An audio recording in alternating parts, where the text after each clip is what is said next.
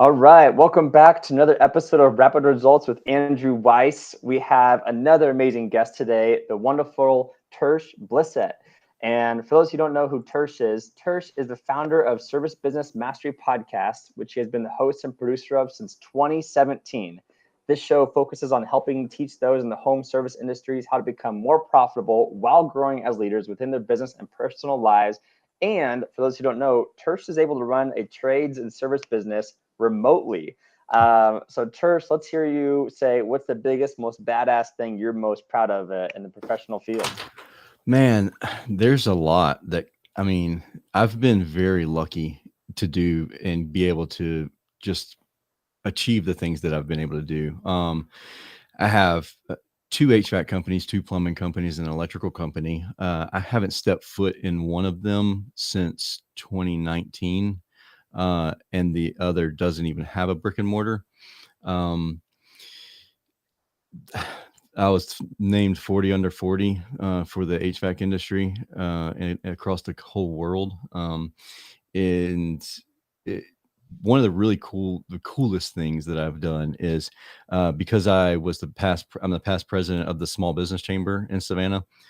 Um, I was able to pull in some resources, and the military came and gave a no cost healthcare assessment in 2019, I want to say it was, and we were able to help support $4.5 million worth of healthcare at no cost to the general public, and it was a training mission for all of the different branches of the military. And my role there was to provide the all those people were flying into Savannah, and we kept them busy and entertained after hours. So it was a huge undertaking. My wife is a captain in the Air National Guard, and she was the officer in charge of training for that whole mission. And so they were like, "Hey, Tersh, Julie, your husband, he's the president of the Small Business Chamber, right? He can pull some resources." And so she voluntold me to do a lot of that. So it was a really cool project.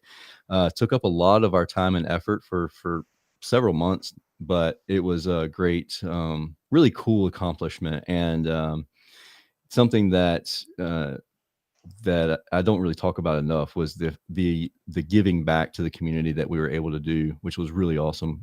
Not something that we could do all the time.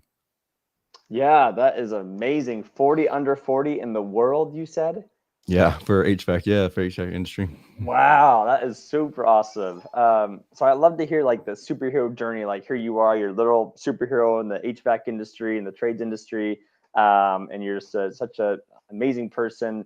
Tell us, what did that journey look like? Like, how did you wake up one day and go, "I'm gonna be 40 under 40 for HVAC in the world"? Like, how does that even happen? Definitely by mistake. That my journey did not. It was not intentional. Hmm. I straight out of high school, I accidentally ended up in a high school that allowed me to take college courses my junior and senior year of high school. So I was able to really go into college for free early on. And so that made it possible for me to get a college degree really young. And I was also in the Air National Guard. I actually joined December 14th of 2001. So right after 9/11, ended up in special forces for the Air Force, and wasn't my cup of tea. I did my time and got out, but I throughout that process, I became I was working towards my mechanical engineering degree, and went to work at a chemical plant that my dad was working at. And the whole time I was there, I hated life. Like I just did not like what I was doing. I didn't like the working late, all night long working shift work type stuff. So my dad, he was constantly like, "Hey man, you need to get into the trades. You need to become an electrician." His best friend at the time was an electrician, owned an electrician company, and so I was like, "Nah, that does not sound like fun to me. Like that's not cool at all." But just so happened that one of my best friends at the time, we're really big into cars. I'm super huge into cars myself, and he was always at my house hanging out and always had spare money. And I was like, "Dude, what are you doing?" And he actually dropped out of high school at 16, and was raking in the dough way more than I was. And here I am, an engineer, and not making near the money that this guy's pulling in without even a high school diploma. And I said, "Get me a job doing whatever you're doing." And he was like, "I can get you an interview, but I don't know about a job." And I was like, "I don't even know what it is you do, but I just want to go do it." And so I went and interviewed for an air conditioning company, got the job.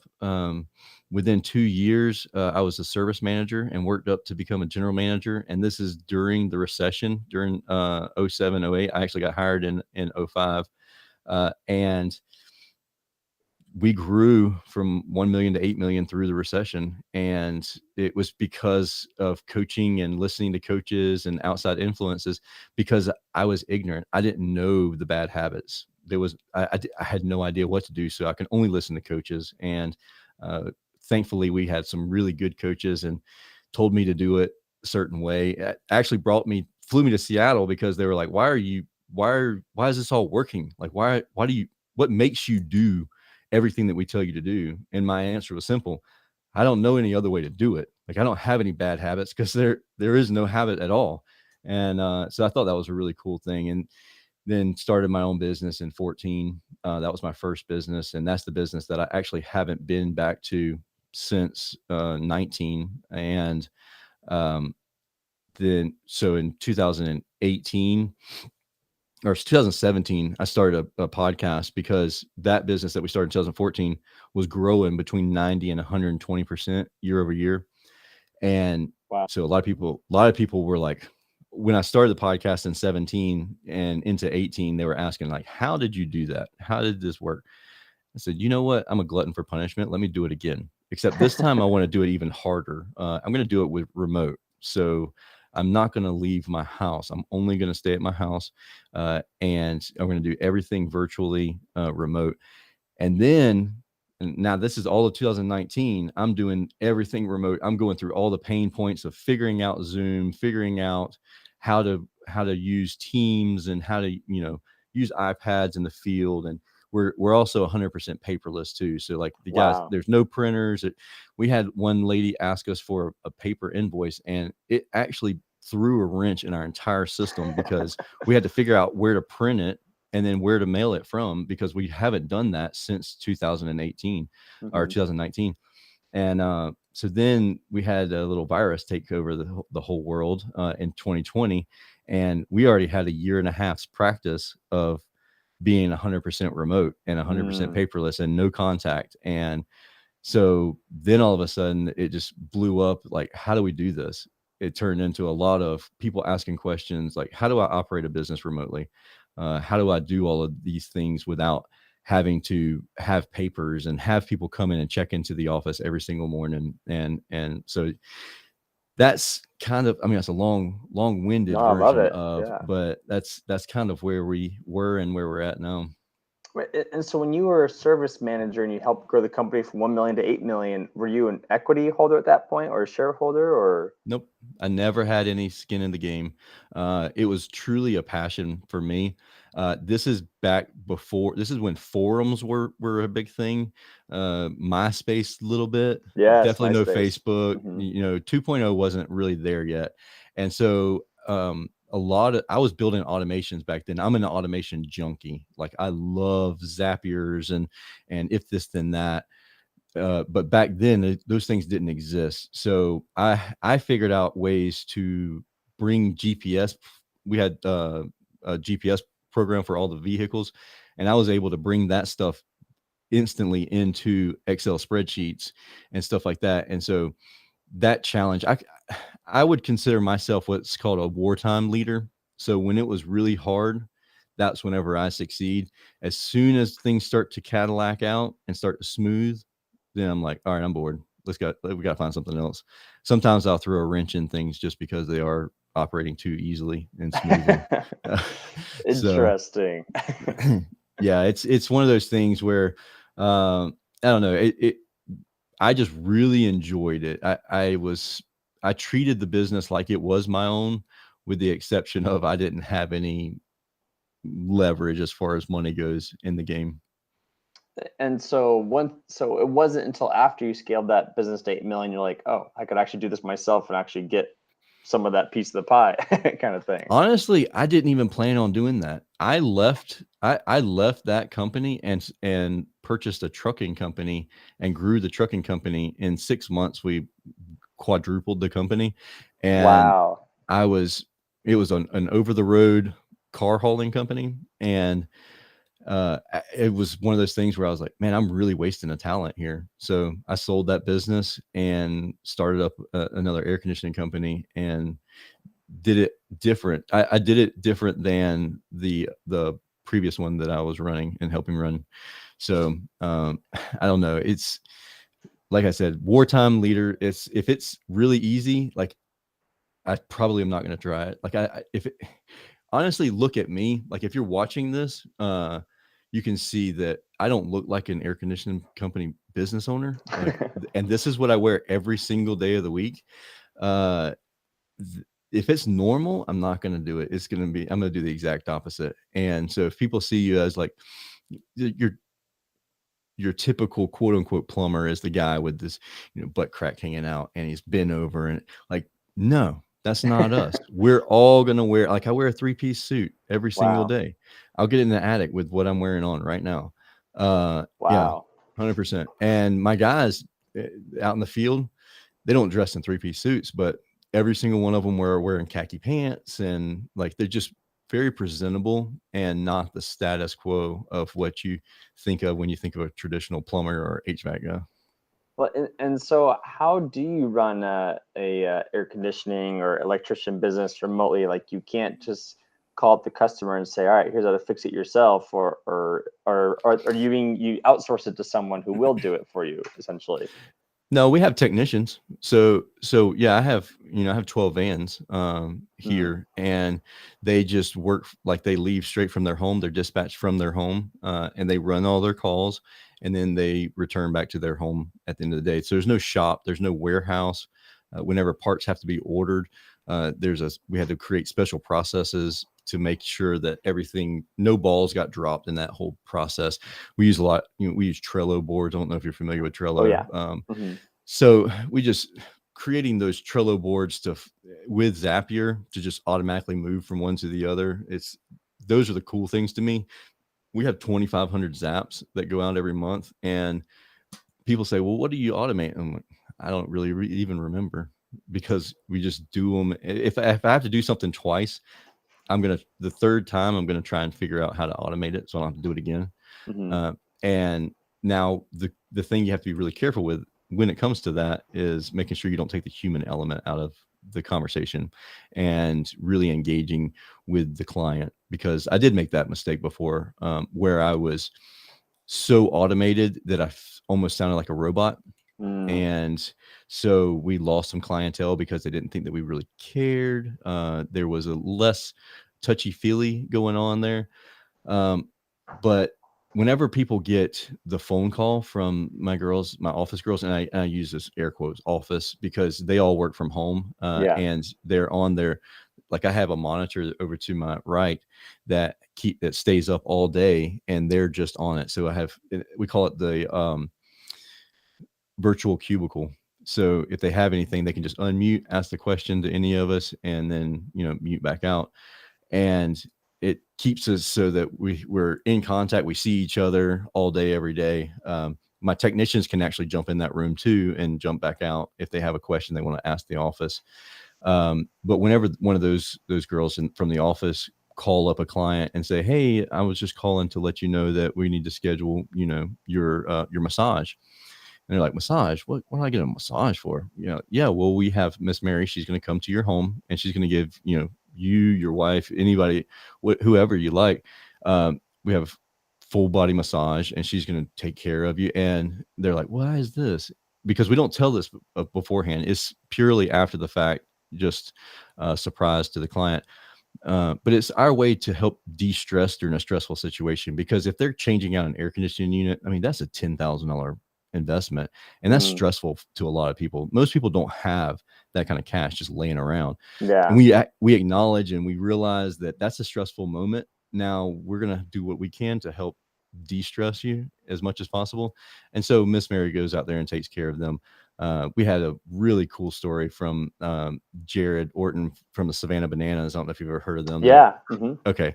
So he's a buddy of mine, and we changed out his air conditioning unit, and then his wife gets a call from, or he was it him?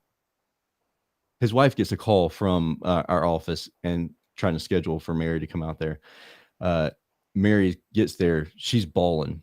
The girl's bawling because she's like 2 weeks away from giving birth. And Mary can do the prenatal massage too. And she was like, this is exactly what I needed at the exact moment.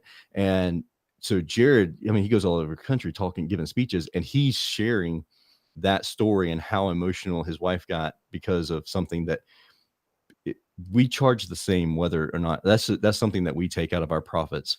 And the fact that we would do things like that, even giving birthday balloons for your air conditioner's anniversary, you know, and it's just little random things like that. And they're like, why'd you get flowers in a balloon? It's not your birthday. It's not your anniversary. And then they're like, yeah, it's my air conditioning unit's anniversary. And then because everybody in the office is asking about it, and they're like, so then it's just an attention getter. And we get stories like that all the time. But those are the type things that, for the most part, is automated, other than, you know, Connor calling to speak with the client, the reminders. And if it's to a threshold, a certain dollar amount, then this goes out, and so all of that stuff is automated. And we've been able to do away with probably 3 office staff members because of automation and everything being in the cloud too, which is, you know, was terrifying to most people in 2018 and 2017, like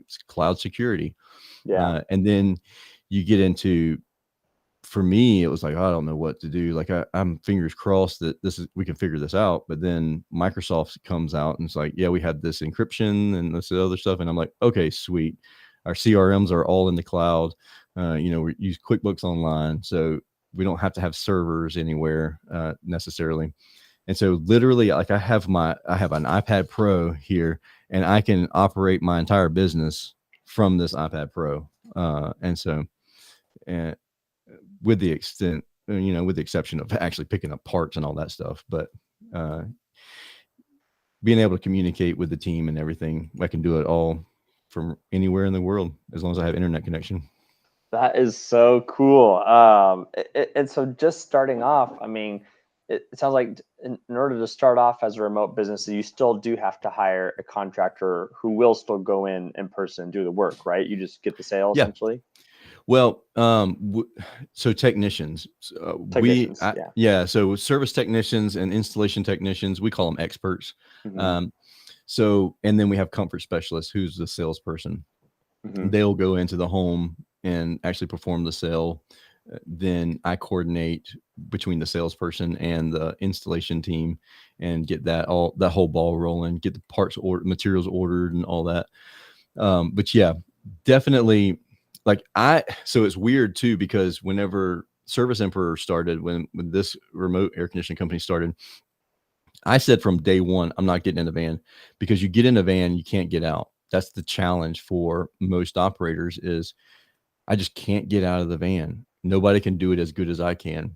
And so what I had to do is come to the realization that we're going to have some mistakes, and we're going to have some things that the balls that get dropped, and we just have to be okay with that. Because if I get into the van every single time that we have an issue, then we can't grow the business. I can't be the entrepreneur and the thinker if I'm the worker, if I'm the doer. So as long as we're good with the fact that we have a certain amount of mistakes, 7% callback rate is what we target. And as we're good with that, then let's rock and roll. Let's keep going, No, that makes sense. Is the importance of recognizing that if you're in the business, you can't be working on the business, and so just constantly optimizing. And so you spent time in the Coast Guard, you said? Air Force. So is that where you feel like you learn that problem solving gene? Like, it sounds like you're a very fast problem solver. I mean, where do you get that from? Definitely I wouldn't say definitely not the Air Force. I'm sure the Air Force definitely helped me with Hmm. that because that's a very stressful time. I believe that we have an 18-month life expectancy in that career field. So Wow.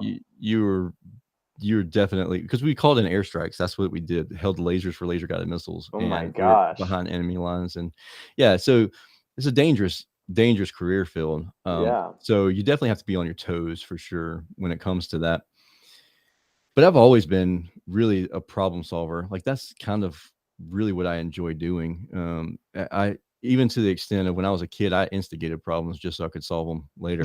Like what? Oh yeah, I don't know because I was a jerk to my sisters. I had four sisters and a brother, and two of those were twins that were 18 months behind me, and like they could have knockdown dragouts, and you would swear they hate each other, and most of the times it was my fault, and then I'd solve the problem. And so, probably being the jerk older brother has really helped me a lot growing up, and just constantly being there. We were the latchkey kids, so like my parents worked all the time, and so like we rode the bus home and would be at the house for 3 or 4 hours by ourselves every afternoon. And so we Mm. have to figure things out. And, you really just had the problem solved. There was one time I was not supposed to be outside, and I was, and I jumped, or my foot got stuck on the fence that I'm climbing over because I'm playing tag when I'm not supposed to be outside and I'm not supposed to have anybody over. And I was outside and I had a whole group of people over playing tag, and my foot got stuck on the top of the fence, and I went face first down and broke my arm. And then I had to sit there for 2.5 hours before my mom got home from, she was in school at the Medical College of Georgia. And so I had to sit there and wait for her in pain. I'm like holding my fingers because my wrist is just slap broken. She was like, "What did you do?" And so I was like, it is what it is. But Yeah. we had to adapt and overcome, our entire childhood. So I mean, honestly, I definitely have learned that throughout my whole life, and that's one of the things that I really empower my children with is I don't solve problems for them. Like I'll give them the tools to solve their problems, and I will teach them how to use those tools so that they can solve their own problems.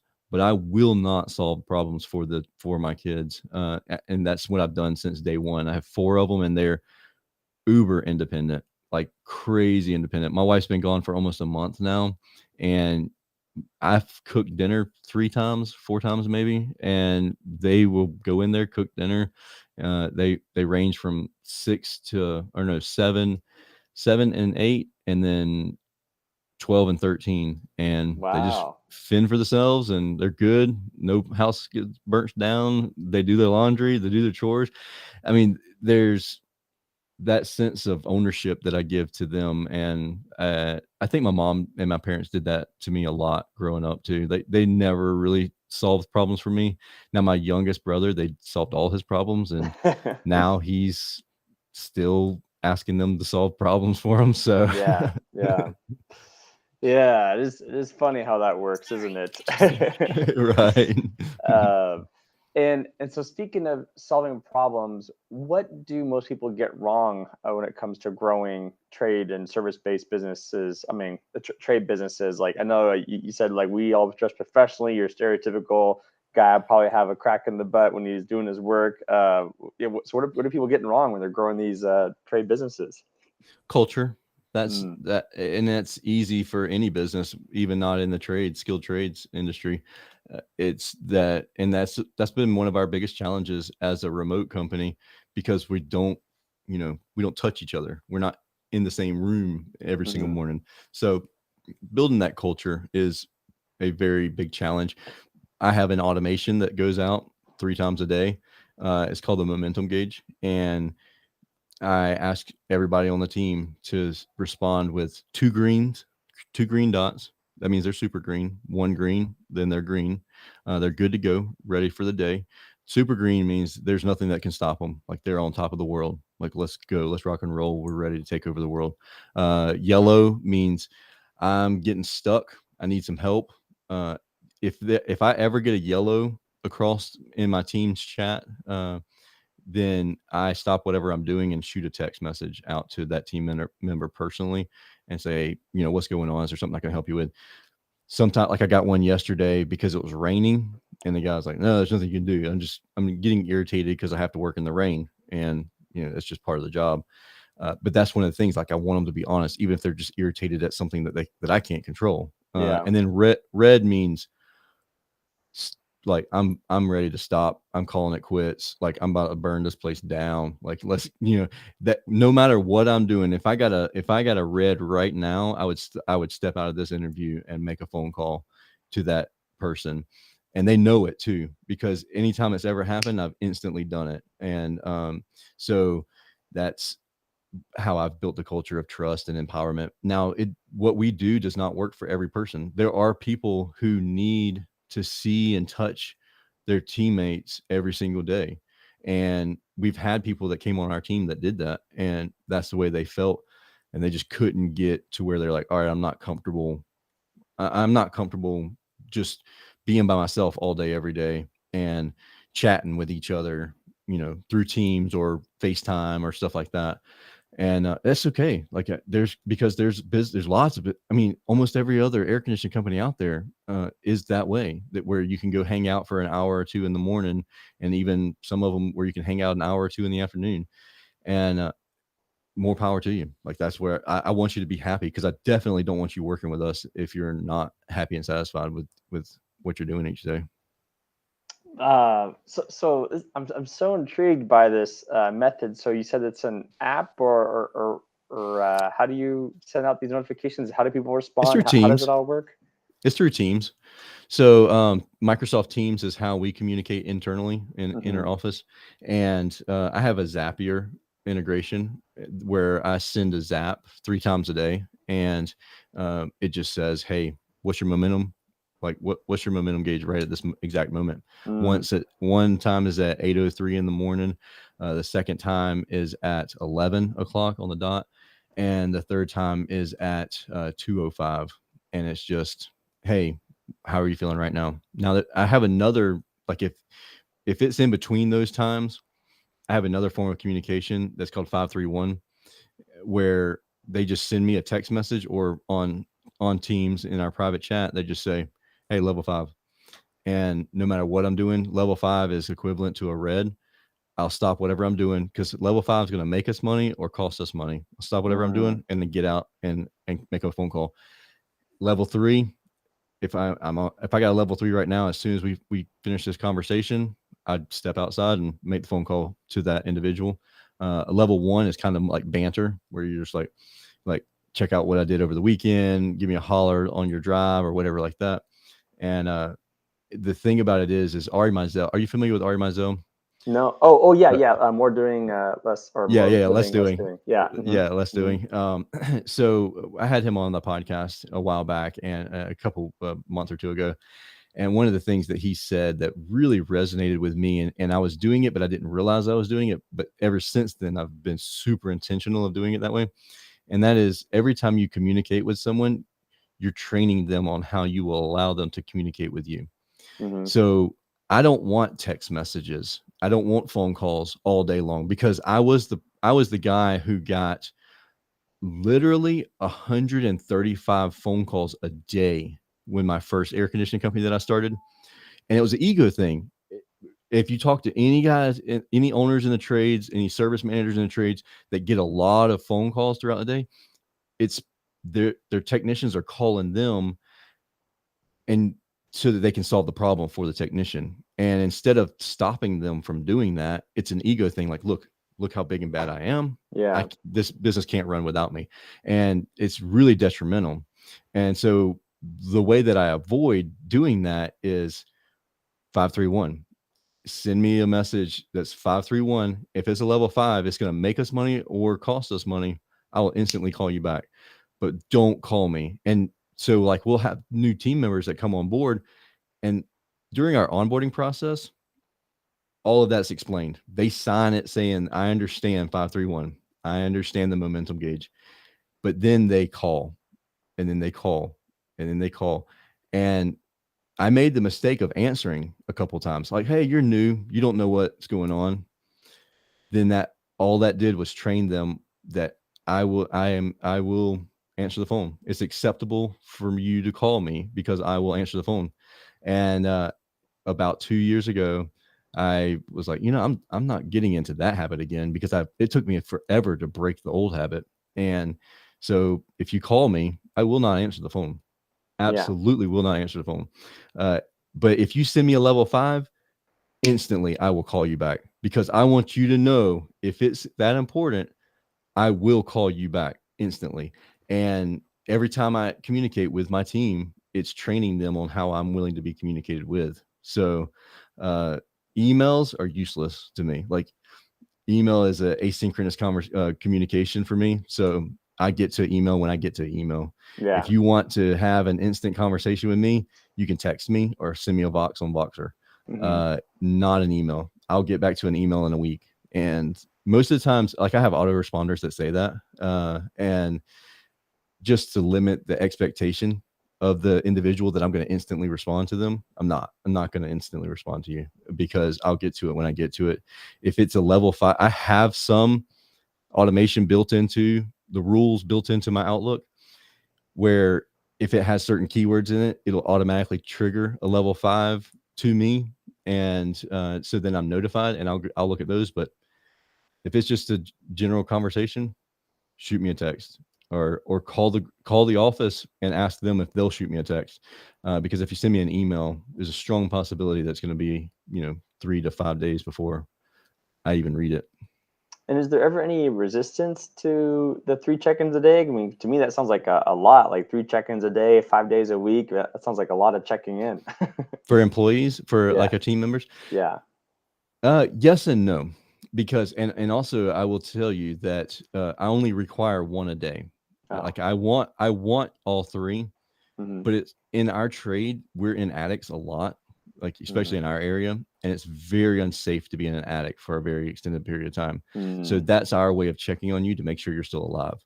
And we want to make sure that you're safe. And I say you're still alive, but I want to make sure that you're well taken care of, because there's been times where 8 o'clock in the morning we got a red, and they just were spent for the day. They got into an argument with their spouse, and they were just not going to be a good fit today. And I had a phone call with them, and they're like, "No, man, I can work it out. I can work it through it." And then the second time they checked in, they were still red, and I called them again. They're like, "I'm still having issues with my spouse. It's just not getting resolved." I was like, "Man, you know what? Take the rest of the day off." And I have some friends of ours who were actually on the show here recently, and they're life coaches and marriage counselors, marriage coaches. And I said, "Here, I've prepaid for a few sessions for you. Wow. Go get you better."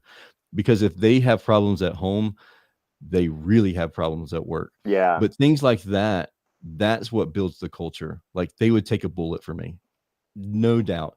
And if he wouldn't take a bullet for me, she would throw him in front of the gun for me, because of things like that. And then like anniversaries and birthdays of family members, we send flowers and edible arrangements to the spouse on their anniversary. Yeah. Oh, nice. From that team member and from us. And so stuff like that is really, as long as the spouse, I mean, if the spouse loves us, then, employees are hard to find, Yeah. and replacing team members is a very expensive task. So if we can have the person at home saying, "No, you're not leaving. You've never been treated that way." Yeah. You might be having a bad day today. You might be frustrated because it's really hot in this attic. But have you ever been treated this way? No. So, that's one of the things. And the other thing is working remote. We have quarterly parties. We have one that actually is getting ready to come up, and so we get together, the whole team. I live on 250 acres.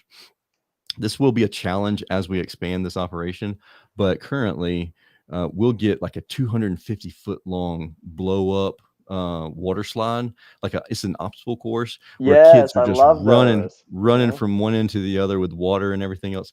And so we'll have everybody's families come in and hang out for the day. And it's not mandatory. You can come, you don't come, it doesn't matter, because my kids will be out there on that thing all day Yeah. long, whether your Yeah. kids are out there or not. So and so building up culture, and there's people who have been on the team, came to those events, really bought into the culture, but then something happened and we didn't see eye to eye, or we didn't fit. And I'm okay with that, like 100%. We're not going to burn bridges, because one day one of the two of us may change the thought process. And so, and then I have one guy that he was our dispatcher and our CSR, sorry. So the incoming calls, he received those calls, and he was a DJ at a radio station. They downsized the radio station in the market and lost his job. And I was like, dude, I mean, we're good friends. I met through the chamber, and he's actually the announcer for the Savannah Bananas, Mark the Shark. Yeah. And Nice. so he has that voice, he has that radio voice, the announcer's voice. And I was like, you'd be awesome as a CSR. All you're doing is talking to people all day. And he loves talking to people. And so he came on board with us and loved the job, loved the culture, loved everything about it, loved how flexible we were. We could work from home, and we provided childcare for him and everything like that. And it, he got a job opportunity to run 3 radio stations about an hour south of us. And he came to me and he was like, man, I don't know, like I'm sick to my stomach. I don't know what to do. Like, this has been my dream forever. And I said, I know, we've talked about this, like that's what you wanted to do and you didn't have the opportunity. I said, Mark, but if you don't take this opportunity this time, I'm going to fire you. Like, Oh, it's wow. just a given. Like, I'm going to. That's your lifelong dream, and you have the opportunity. You're not going to give it up to be here.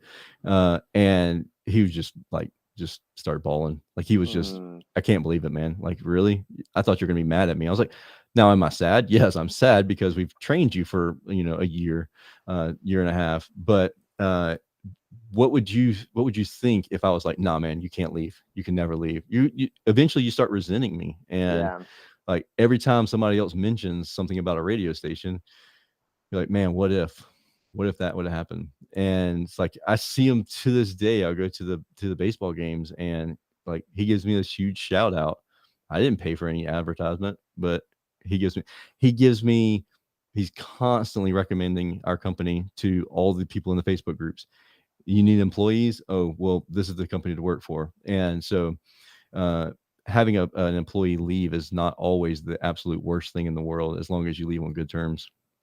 Yeah, and I love these stories of how well you treat people. It sounds like you've read the Zappos book by Tony Hsieh, Yep. about culture and stuff, just going above and beyond. Like that's so inspiring. Hearing all these stories, and I assume you've automated the hiring process too, though, right? How have you gone Yeah. about that? Yeah, we have a funnel. We have lots of automation built into uh, the hiring process. As far as, I mean, we have a QR code. I have a business card right here in front of me, but the QR code that you can scan, and it gets you put into the top of the funnel. Like, hey, look, I think you're a really awesome person. I think you'd be great for the team. Scan this QR code and share your information with us, and see if we're a good fit. And that puts them at the top of the funnel. So then, even if they're not hired, we can constantly drip content to them and say, hey, look, maybe now is a good time, or something in the future can happen. And so that's I built that years ago, to the point where, like, I need to revisit it because I hope there's nothing outdated on it, but I haven't touched it in a while. And then I'll just get an email from someone responding to that funnel, and they're like, oh, I can't believe you thought about me and X, Y, and Z. And we have it set up for 365 days. So it's a 365-day follow-up. And so then, if they get, let's say they pass what our prerequisite is to get interviewed, the interview process itself, they'll get the link which says it goes to a um, calendar, and they book it and they answer all the questions. Those questions come straight to me, get put into Evernote automatically. So then when we do the interview process, I have the questions, interview questions already pulled up. They've already answered them. Um, Now here's the tricky thing, because hiring is so challenging in our industry, and there's people who will blow you off on hiring, and we interview remotely as well. Mm-hmm. So that whole scheduling process puts them into a Zoom call. What they don't know is that they're going to be in a Zoom call with up to 20 other people.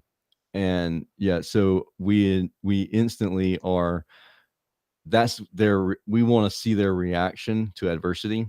So when Mm. they pop up and they put their camera on, and that's one of our other requirements. We need your camera and we need your name fixed. Yeah. And so their camera's on, and they're like, "There's a lot of people in here. What's going on?" And Mm-hmm. so I start off the conversation with, "Hey, look, there's 15 other people here. They're not all interviewing for the same position, but there might be somebody else in here that is iron for the same or interviewing for the same position. And if that's the case, then it is what it Step is. up. Yeah. Yeah, step it up Mm-hmm. and show me why you deserve it more than them. And it may be a situation where we're hiring two people for the same position, but I might not let them know that instantly.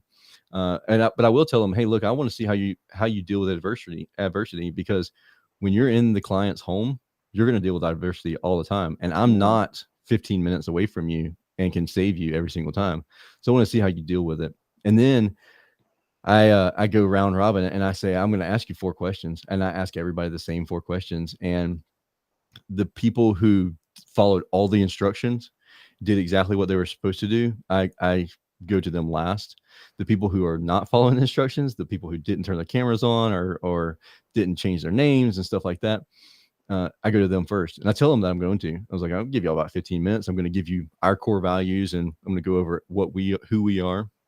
But then whoever hasn't done this, this, and this, I'm going to you first, and I'm going to ask you these 4 questions, and then I give them the 4 questions, and then let them, go through the 15 minutes of, what all we're about and everything, what our future is, our vision, our painted vision. And then I start with those individuals. If everybody follow the instructions, I just start at the top and start, scroll over. And it's really cool to see everybody's reactions, because the questions that I ask are very non-traditional. You know how you get into an interview and it's like, same questions. Tell me about a story whenever you had a bad situation at work and you Yeah. resolved it. It's like, okay, we all have that same answer. We have the answer that we can our go-to answers for that. And whenever I go in there and I say, when you think of your childhood, what smell comes to mind? Hmm. Now they're not thinking logically. I mean, they're thinking very creatively. Like it's a creative versus, like, it takes and throws them off their balance. So they're not going to give me the the normal The answers canned of, response. Yeah. yeah, yeah. Mm-hmm. And so we don't have to deal with that as much. And they're recorded too, and so, like, I can go back and watch them and review them later. Now it rolls off the tongue so much now that they're like, first off, they're like, who are you, and why are, like, you have a full microphone set up, you have a camera, like, you're wearing a suit, what's going on here? I'm interviewing for an air conditioning company. I don't understand this. And so I have to go through and explain that whole thing to them, and say, look, if it's normal, we do the exact opposite. That's the reason why we're interviewing with 20 people right now. Yeah. And if you pass this interview process, then we'll go to a one-on-one interview. And then after that, we're going to go to a meal interview. So we're going to interview in person in a diner setting. And I don't tell them why we do this. I'll tell them later, maybe. But it's so that I can see how they interact with people who are not going to benefit them by being nice to them. So, Yeah. like, how do you treat wait staff? How do you treat your children? Because I want their family with us too, because our family's coming to that meal. Mm. And so I want to see how you're going to interact with everybody whenever that person doesn't control whether or not you get hired. And so I mean, it's more like five parts. But that's basically it, because we have a phone call conversation also. But yeah, so And a lot of it's automated. Can I scale it? I probably won't be able to do it forever if I continue with that much of a process, but going from A to B, like it's all of that part of it's automated. And then our interview is every Tuesday and Thursday afternoon. So we try to open it, and they have options when they're signing up. So like we can do 2 to 5 p.m. those on those days. That way, if they need to do it after work, they can do it after work. If they need to do it during work hours, they can do that. Uh, but it's I mean, it's pretty cool process once we got it ironed out about 2 years ago. And I like, I don't like, but I was curious when you mentioned how the attics are actually a very dangerous place in a lot of homes. And so obviously people know that they're interviewing for a dangerous position. And as someone who's not in the industry, I'm curious, what is dangerous? Like, are there raccoons that'll attack you? Do you fall through? Is there like carbon monoxide up there? Like what makes attics so dangerous in people's homes? Well, heat exhaustion, that's the biggest thing. I actually fell out of an attic, and had I not fallen down the stairs, I would have died in the attic because it was 147 degrees there, and I was pushing myself to like I just wanted to knock this job out. The home was vacant. It was a real estate system where they had sold the house and they needed a coil changed out. I spent way too much time in the attic, way more than I should have. And I called up my now wife at the time we were dating and said, I'm really concerned. I don't know if I can climb to the exit before I pass out and from heat exhaustion. I quit sweating about 30-45 minutes ago. And she's freaking out on me because she's a nurse, but she's also in Ohio, 12 hours away from me. And I'm in Savannah. And as I get to the stairs, I just black out and I just tumble down the stairs, and then I wake up on the ground, and I don't know how long I was there on the ground, but it was a vacant house. But had I fallen backwards into that attic at 145 degrees, I'd have been dead. Yeah. Jeez. So, and it's Gosh. not uncommon. I have gotten second degree burns by touching air conditioning equipment that's just sitting in the attic, just the metal on the outside of the AC unit because it was so hot in the attic. Yeah. Oh my So gosh. that's where it's dangerous. Now there's snakes and stuff in attics. Like if I see a snake in the attic, I don't like snakes. Like I Okay, Indiana strongly Jones. dislike snakes. Yeah. I I hate will snakes. it's if it's a 3 foot tall attic, it's gonna turn into a 6 foot tall attic because I'm running out of there. Yeah. Mhm. So now spiders don't bother me, but snakes, I do not like those guys. And so, but every now and then you're gonna run into something like that, or you're gonna you're gonna crawl across something, and all of a sudden you're gonna look down, and it's like a 6 foot long shedding of a skin of a snake, and you're like, oh crud, like that means that Yeah. he's here. Yeah. Mhm. So but yeah, there's definitely danger when it comes to that kind of thing. Falling through attics is dangerous as well, especially, I mean, most of the times you're more embarrassed than anything when you fall through an attic.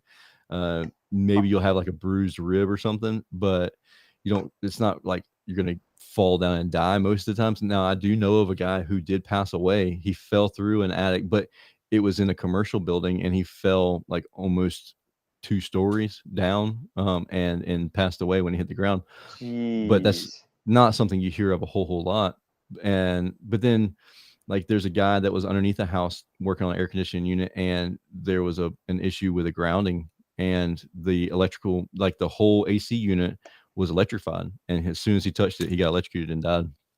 Oh Yeah. my gosh. So yeah, there's definitely risk involved in that, and that's the reason why we provide life insurance for all of our employees. Mm. So that's one of the benefits that we do. Like, a benefits package is to provide life insurance, and so heaven forbid something does happen, your family's at least taken care of for us, or for you on our dime. And it's scary, but it's a reality. Yeah, no, that is crazy to think about. And so when you are hiring people, I mean, it's a full company, so you do have the full range of hiring people who are, sounds like, just out of high school or just out of college. To, it Yeah, sounds like you also hire executives who have been in sales for 20 years to help yeah, support you as well, right? we do. But just like curiosity, like, are the people out of high school or college, are they more apt to do dangerous things than the guy who's been in the industry for 20 years? Like, I'm curious about the sense of Nope. danger, essentially. Absolutely not. And I thought that would be the case because that's how I was when I came out right out of high school and college. I was like, oh yeah, I'm invincible. Ain't nothing Hmm. gonna stop Yeah. me. But no, I've had some of the most cautious people that are 18 years old. Like, nope, that ladder says that you cannot exceed 150 pounds, and I'm 100 pounds, and I have this 25-pound drummer refrigerant, and I have this 75-pound book bag on me. I'm going to exceed that weight limit. Hmm. And then you have other guys that are like, oh, it says 175 pounds or it says 150 pounds. Oh, I weigh 225. We're going to test its abilities. I'm going up, Oh my you know? gosh. And Yeah, of so safety first is one of our core values, course. or safety above all. And so it's definitely like for us, it's a non-negotiable. If I see somebody, if I catch somebody with that, we're having an instant conversation about safety because first off, I don't want you to get hurt. I don't want you to get killed. I don't want to have to cash in on that life insurance policy, and then I don't want my insurance rate to go up. Yeah. So it's there's a lot of factors in there. Now, do I want the job to be completed? Yes, but I want it to be done in a safe, safe manner. And they were like, "Man, I'm just taking one for the team." Like, yeah, but are you really? Like, I appreciate your gung ho, and I appreciate because I've been that guy where it's like, what you don't know won't hurt you, and in reality, if something bad happens, it does hurt. So I used to think, yes, I used to think, the younger guys and gals are going to be more apt to doing the dangerous things. But I have old timers who are like, man, I've been doing this for 30 years. Siri, she's going crazy on me. I Oh, have good. old timers who are like always doing. I've been doing this forever, and I've done it this way, and I ain't never got hurt before. I'm going to keep doing it. I'm like, man, please don't, please, because you're getting older and you're not going to bounce back. Our joints don't work the same as we get older, Hmm. and so, but yeah, no, definitely, I definitely not finding that to be the case.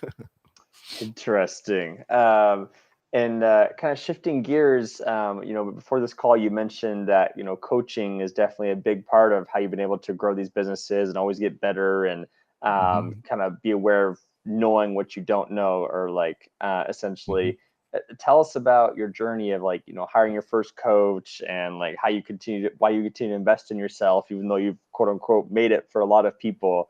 Love to hear more of your experience and journey with that. Yeah, it's really wild, man. The thing about it is you are the five people you surround yourself with. It Hmm. is what it is. Like no matter if you like that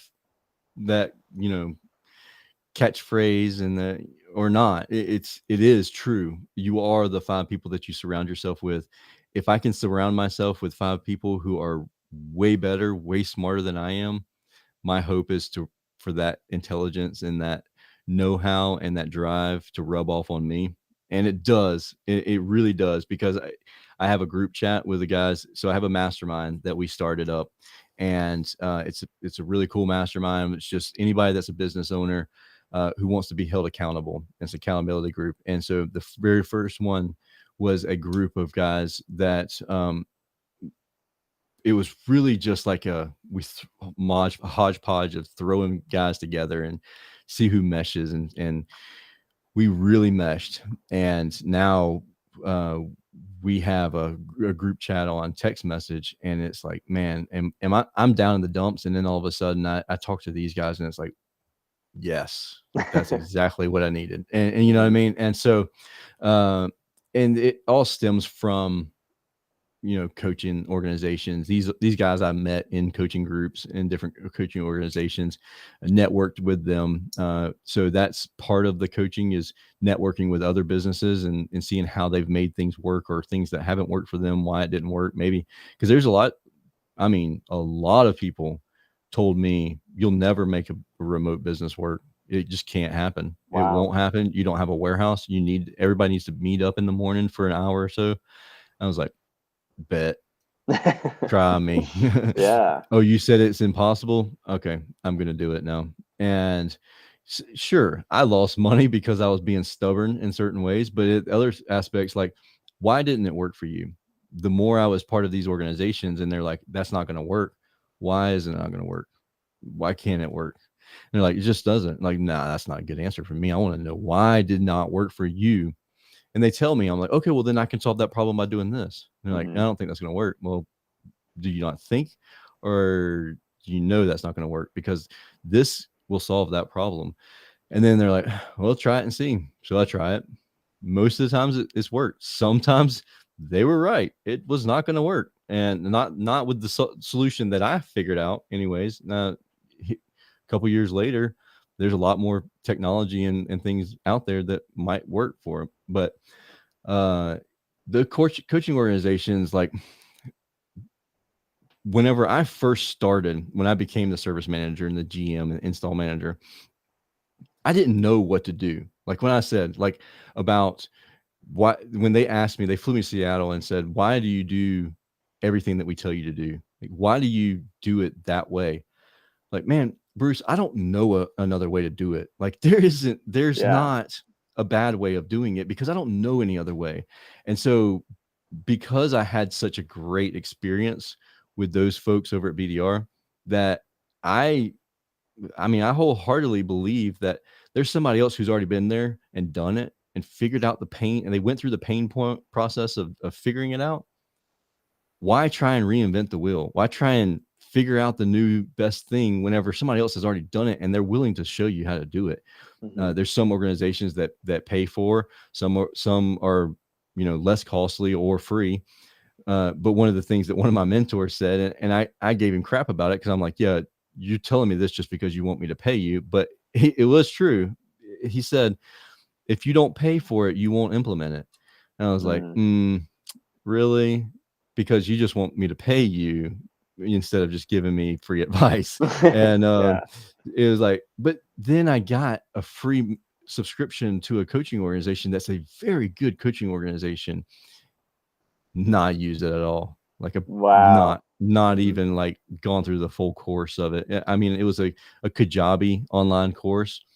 Made it, I don't know, like, you did 2 sessions a week. And I did it like 3 weeks, and it was supposed to be like a 6-month thing. And I was like,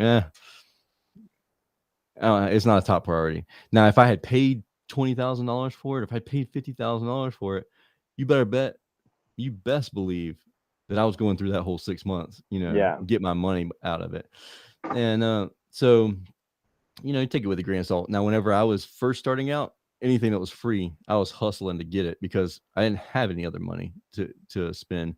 And that's where podcasts and books on tape got too expensive for me. Like, I was getting a new one every 2 or 3 days because I was driving so much and I was going through the books, and I was like, $15 every 2 or 3 days. That's expensive, you know? Uh, so that's where podcast came in. I started listening to podcasts, and then I couldn't find a podcast for the air conditioning industry that talked about business. And so started my own. So then I could start interviewing all these great thought leaders in our industry and in other industries. And so then it kind of snowballed from there. Yeah. No, that's so awesome. I'm curious. Do you have you had any bad experiences with coaches? I'm hmm curious about that. Yeah. Absolutely have. So Yeah. tell us about that. Like knowing what you know, Noah, how do you distinguish between hiring a good coach or a good mentor and knowing some red flags when you're looking to hire someone to mentor you or coach you or something, essentially? Anybody who makes you sign a long-term contract where it's it only costs you money and you can't change anything, but they can change whatever they want. Uh, it happens. Yeah, 3 what's an years, example of 5 that? years, like, Yeah. so if you signed a 5-year commitment to pay, even if it's $1,000 a month for 5 years, there has to be something in there in that contract that says if the organization itself changes to whatever drastic, whatever extent it is, that voids that contract and you can cancel the contract at that point.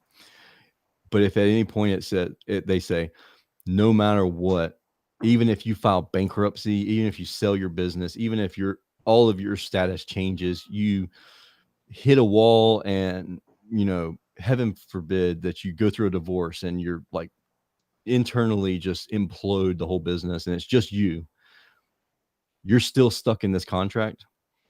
But I can change my, as the coach, I can change my entire contract. I can change my entire business model. I can get out of the business and hire someone else to be your coach that's inferior to me, but you still have to pay me. That's a red flag. As you can Interesting. tell, I've kind of experienced that before. Yeah. Uh, Anybody who makes you sign a long-term contract in general, and with threats of suing you, because now there's definitely a difference between taking their information, their data, and sharing it with other people. Like that's one thing, because they've taken years to learn and cultivate that information. Uh, but there's very little that a coach is going to give you that's not already on the internet somewhere. You know, it's just them showing you how to implement it or how they've implemented it, and that's going to be the big factor. Uh, with the Facebook groups out there, with the stuff that you can Google, you can find the information. The challenge is finding if it's good information or if it's actually worked before versus information that somebody's like, theoretically this would work. Yeah. Theoretically this could do something, but in reality it just damages your business and your culture more. Uh, so the value there is definitely having someone who has done this in practice. And the and then another thing is like people who are coaches and they haven't done it. Like the age old adage that if you can't do, teach. You know, I couldn't become a successful business owner, so I'm going to coach others how to do it. Yeah. Uh, it's so now I know some very good business coaches who have never had an HVAC business or a plumbing company or anything like that, but they are very, very good at coaching up people, and they can coach individuals and teach them how to do things. Do I have a $30 million a year company? No, I don't.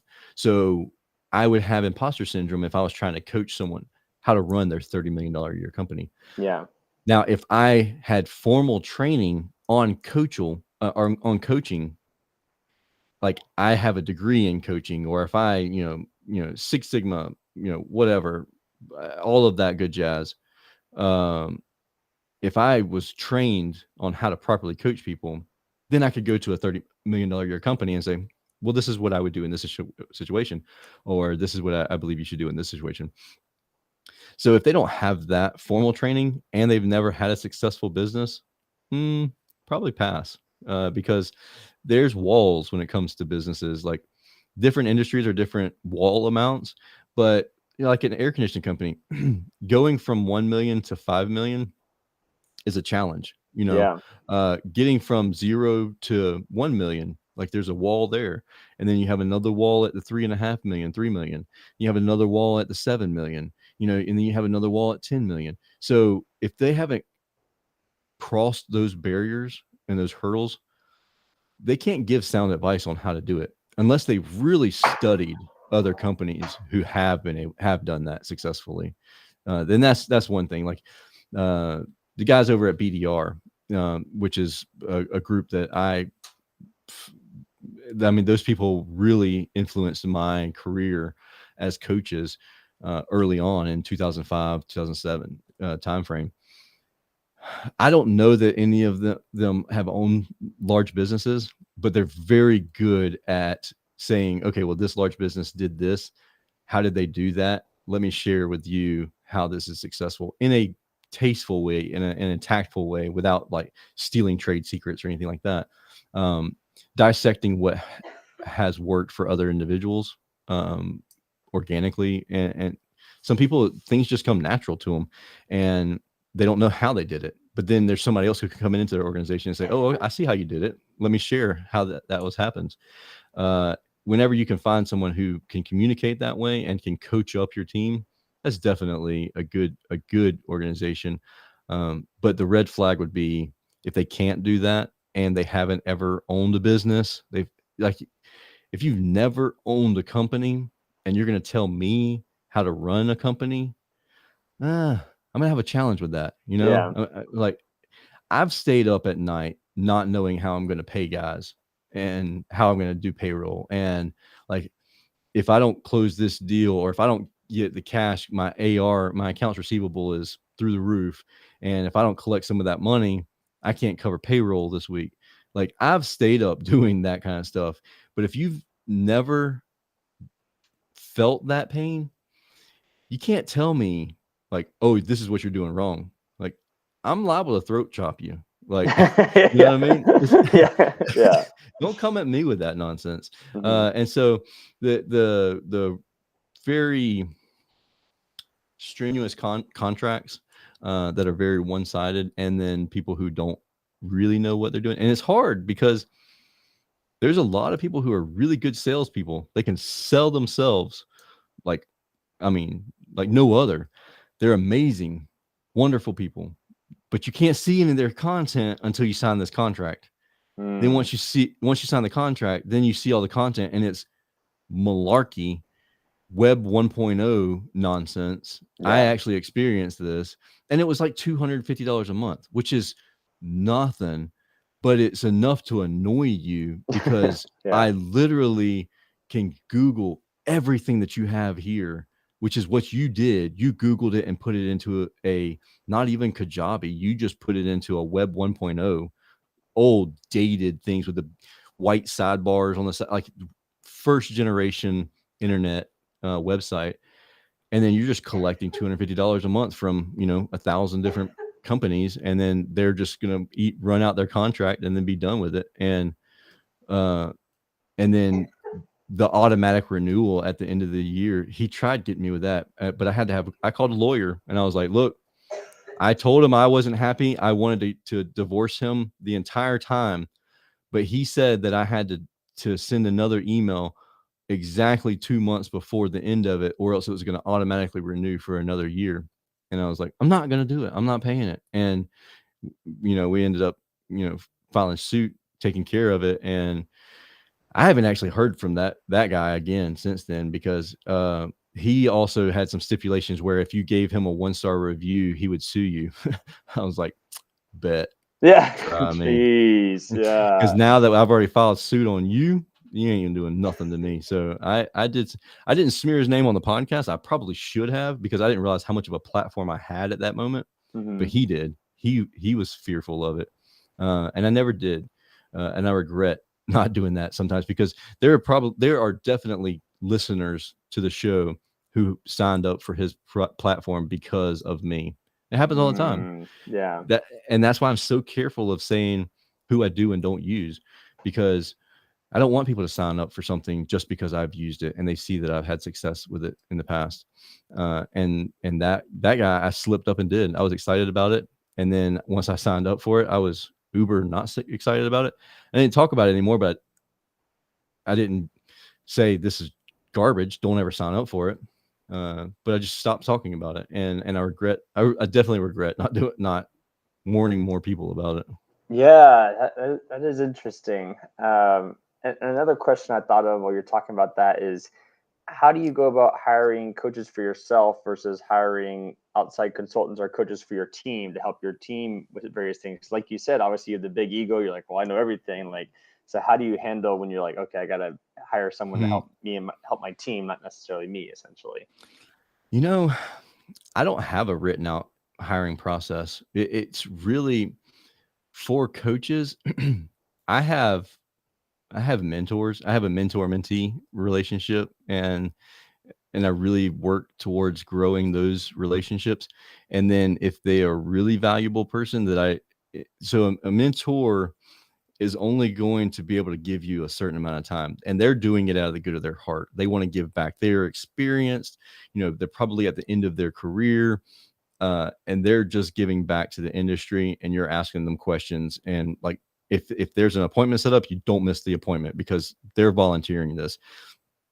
If at any point you're like, I need more, I need like more time, how much would it cost me to do that? Then that's whenever you get into more of the coaching aspect of things.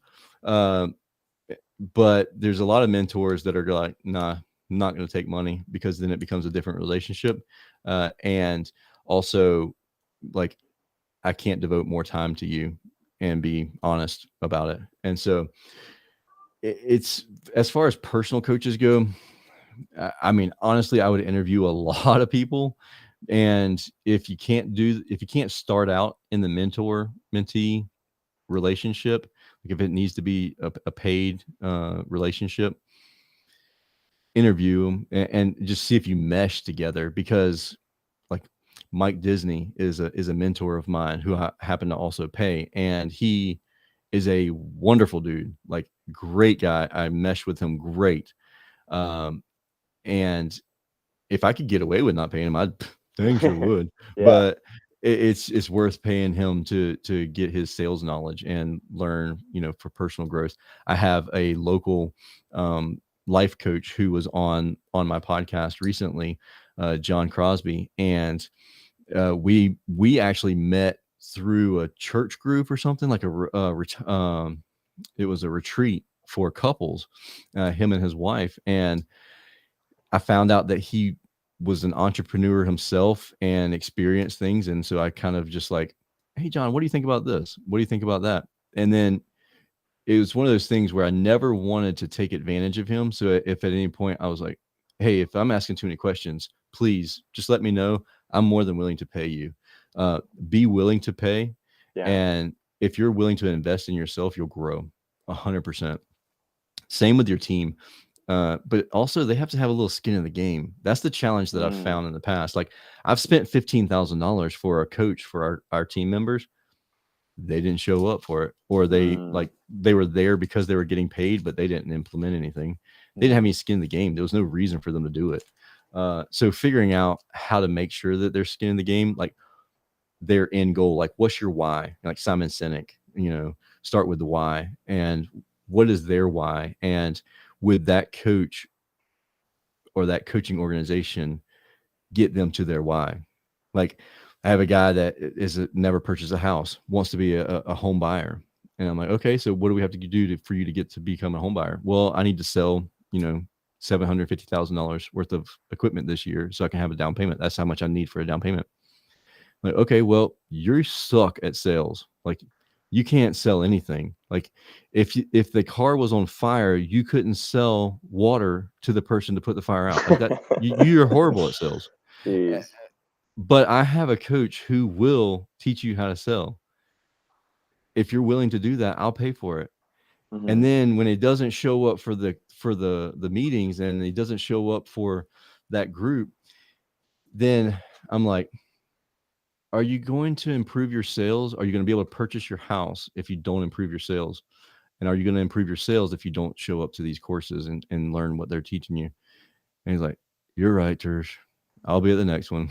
and so then it's less of me getting on to him for not showing up, more of him like, you're right. Like I'm gonna be there. So yeah, but if you don't figure out that why and what their skin in the game is for it, they're just gonna get frustrated. You're gonna get frustrated at them. They're gonna get frustrated at you, and then it's gonna be like, all right, I'm out of here. All he cares about sales, and like I don't care about sales. Like I don't, and you know what I mean. So once they figure out like, oh, this is why I need to know how to do X, Y, and Z, then it makes a lot more sense to them to put forth the effort to do it.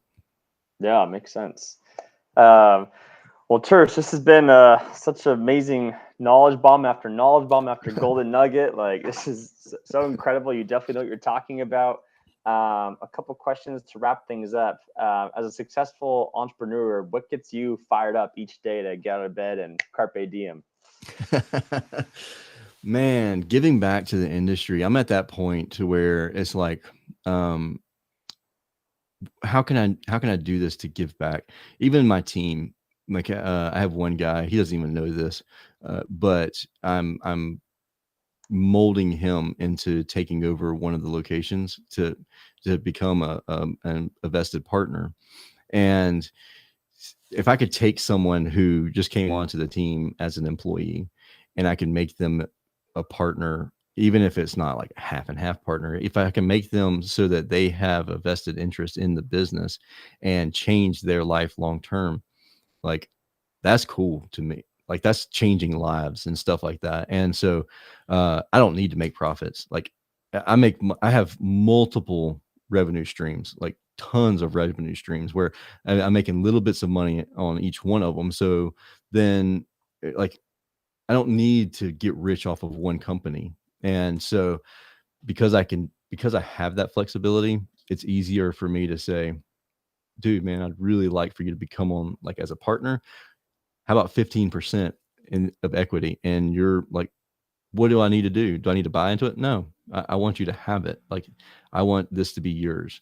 And then you get a whole new ownership in the business. And obviously it has to be somebody you trust and somebody you can see yourself, being a partner with long term, because that could turn into a slippery slope otherwise. But doing that kind of thing, changing lives, that's really what gets me motivated. Because I'll be honest with you, man, whenever things are too smooth, like when things are just like glass, like the glass water, uh, it- storms, strong storms create strong sailors. Mm, And a smooth sailing is not going to teach you anything, in my opinion. And hmm. so it's really easy for me to put the cruise control on and I'm like, oh, it's 8 o'clock. Nah, I'm not getting out of bed right now. It's 9 o'clock. Nah, things are way too smooth. If I didn't get up all day long, the company would run great by itself, and I'm fine. I don't like that. I don't like that feeling, but that's where I fall in. That's the trap I fall into. So I'm very cautious of it, and conscious of it. So if it does get too smooth, then I'm going to throw a wrench in things, and not necessarily in a bad way. Maybe it's, hey, now it's time to open another location, because this one over here is just Cadillacing along, and I'm going to get into that rut of not being productive, not changing lives anymore. So let's do something else. Sure, it's going to be a challenge, but we can't change lives if we're just doing the same easy thing that everybody else is doing. No, it makes sense. And I also wanted to ask too, yeah, what is the problem that you feel like you're still working on solving? Because obviously you pride yourself, to solve things so quickly. So what is that thing that does make you go, oh, I wish I had solved that, or I'm still trying to figure out how to solve XYZ kind of thing? What does that look like for you? Making the trade sexy to an 18-year-old. Oh, it makes sense. It's definitely a challenge. I have a friend of mine out in the West Coast, Phoenix, Arizona area, that he wrote a book called "The Blue Is the New White," talking about blue collar working is the new white collar working, and how you can make money and be really successful in the trades, versus having to go to college and having to get a white collar job.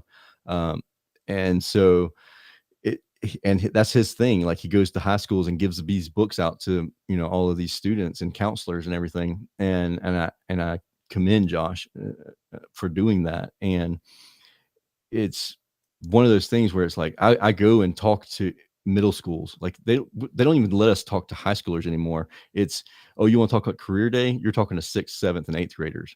I'm like, yeah, but I want I want the guy that's about to graduate in 2 weeks, like, so that I can change his mind and recruit him to come work for me. You know what I mean? But they're like, nah, they're gonna have 4 years to fester on this. And I'm like, okay, well, I'll take what I can get. But to walk in there and, like, I walk in there with $1,200 Louis Vuitton shoes on, and they're like, "You do air conditioning?" Like, I seen an air conditioning guy. He was wearing like a jumpsuit, and I was like, "Yeah, but that's not how it has to be. It doesn't have to be that way if you don't want Hmm. it to be. Uh, if you want to, if you want to drive a Lamborghini, I mean, sure, you couldn't like do it from day one. But Yeah. if you really invested yourself, and like, there's people who make $150,000 a year easy in the air conditioning as a service technician, and if you live somewhere where it's not expensive to live, like if you don't live in California, Yeah. you Yeah. you can afford to spend more money on a car than your house costs, because of the cost of living is different. But really just getting that message out there to everybody, because I didn't even know what HVAC was when I started in HVAC. I didn't know what it was, and it was for years. I was like, there's no way I'm going to be in the trades. Like, it just doesn't sound sexy to me at all. Like, I just knew I had to go to college, become an engineer, or do like, I was really good at math and I was really good at problem solving. And so I just knew that the only way I'm going to be successful in life is if I go and get a college degree, diploma to hang them behind me. Now I have 2 of them, and they're not on a wall anywhere. They're in a closet on purpose because I don't want them to be hanging on the wall. I went to school after I had a business that was successful to get a degree in psychology, because I wanted to know how the mind worked and why people thought the way they did, why my team members thought the way they did. And I don't want people to know, like, I have a degree in psychology. Like, that was literally, and I think that college is the biggest scam, because when I went to college, because I was like super mad as an adult going to college. Why do I have to go to phys ed? Why do I have to go to tennis? Why do I have to pay you $1,000 to go do some bull snot that is not going to do anything for me, but it's a requirement because I need this elective or whatever? Like, no, give me what I need. Give me the course that I need so that I'm successful as an accountant. As an accountant, I don't need PE. I don't need, all this other stuff. What I need is math, and I need an accounting class. If that was the case, if it was less for profit, I could send. I mean, I have one son who is going to be a tax attorney, and I just know he's going to be a tax attorney At 12 because years old. yeah, at 13. Yeah. That's just the thought process. And we've talked about it too. Like, I've talked to him about a tax attorney and all that good jazz and the benefits of it. And I was like, hey, also plus side, you come work for me if you're a tax attorney. So, I mean, I wouldn't have any complaints about it at all, if you're a good one anyways. And, but so whenever he goes to that point in his life, I'm going to be very difficult. I'm going to be stressing out to them about wasting money on college for frivolous things that I could pay someone like a professional, like, $1,000 for a month. Yeah, I can pay a professional tennis player to teach you that $1,000 a month, if that's really what you want to do, not some, 5th year senior that's just teaching you another course. You know what I mean? So I don't know. I'll get off my soapbox with that one. But yeah, No, making the trade sexy. no, that is interesting. And I know that, like, coming from Oregon, there's a lot of trade schools and a lot of people advocating for it more and more. But it makes sense that I like the movie Caddyshack, where the guy's like, the world needs ditch diggers too. The world needs AC and electricians too. Like, gotta understand I'll that. tell you, I spent the week with 30 youth last week whitewater rafting, and I was like, man, there's a reason why they invented Velcro shoes. Like, some of these kids, they just ain't bright. And, Yeah. and Yeah. I was talking to another guy that was there, and I was like, the world needs ditch diggers too. Like, Yeah. we can't all be rocket scientists. So Yes, it's how it works sometimes. All right, well, I want to make sure we end on a positive note. So, Tersh, this has been an amazing interview. You've taught us so much. Thank you for staying on extra. Out of all the things that you said today, where's the one takeaway you want people to have when it comes to, thriving in business and life? Just if you basically, it's like your billboard quote that you want to lay your message to the world. What's the one takeaway you want people to have? without using profanity, I would say just care. Just give a yeah, Yeah. about others. You know what I mean? Just care about others. And if they know that you care, they don't care how much you know until they know how much you care. I love that. And so, Well, Tersh, thank you so much. What are the best ways people can contact you, get a hold of you, reach out to you, connect with you, support you? How can we do that? Google Tersh, and typically I pop up. I'm trying to own the one name thing like Adele. I don't know if I'll be able to be successful like that, but Service Business Mastery podcast is my podcast. Service Business Mastery podcast, or servicebusinessmastery.com is that podcast. Yeah, Facebook group. We have a Facebook group if you want to be a part of it. YouTube channel. That's definitely where I'd really like to see people is subscribe to the YouTube channel. If you have any questions, Tersh at servicebusinessmastery.com is my email. Feel free to shoot me an email. And like I said, in 3 to 5 days, I'll get back to you, but I will get back to you. Sounds awesome. All right. Well, thank you again, Tersh. This has been amazing. And thanks to you all for listening. Make sure to check out Tersh online, and we'll see you all next week of another episode of Rapid Results. Take care, everyone. Cheers.